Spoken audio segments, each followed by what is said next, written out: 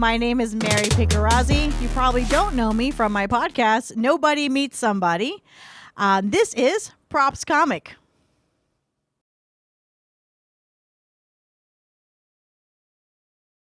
Oh, that's tough. That's tough to make it down to one. For me, it'd probably be Mitch Hedberg. When I first saw him, I was like, oh, you can just say one-liners, and that's funny. His wordplay, everything about it was just very creative for me. And I fell in love. I fell in love with his sets, and then from there, sort of kind of gatewayed me to start looking at other comics that I really, really adored.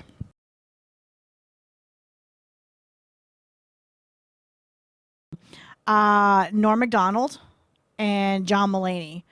Norm Macdonald was just effortless. Everything he said sounded like he created it on the spot, even though he curated and curated and curated and was constantly writing. So for me, that effortless is just completely off the charts for me. John Mulaney is just witty and funny. Comes off as he's clean, but he's the farthest thing from it. And his wordplay and just very smart comedy. I like that.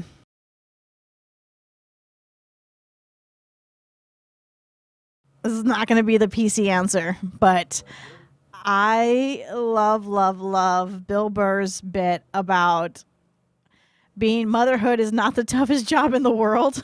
Even as a mom myself, it's tough, but it's not the toughest job. Like the way he went into it, I wish I had written that myself, because coming from being a mom, I thought it would be hilarious to say that.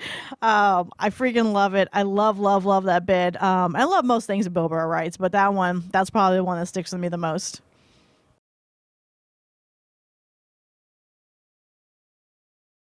Well, I'm a comedian, so of course I'm going to be doing a show. I'm not going to watch a show. Who's going to do that? Who's going to say watching a show? I'm going to be performing at Radio City Music Hall. It says when, but I'm not going to predict my own death, so I'm not going to do that. Hopefully far in the future. So I would say Radio City Music Hall in winter, near Christmas time, because New York is magical.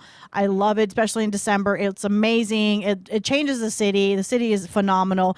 But for me, Radio City Music Hall would probably be like I made it. That would be it for me. It's not like it's the only thing I'll do, but I think for me, that would be a huge milestone.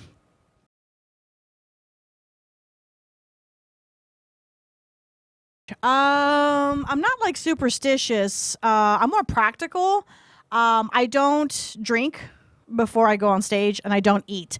The eating's mostly because acid reflux is really horrible, and I don't like to have that on stage. But drinking for me, I do my sets sober, and I practice sober, so it makes it much easier to perform sober. But going after stage, I'll have a drink or two. It's not a big deal. But while I'm performing or I'm on a show, absolutely not.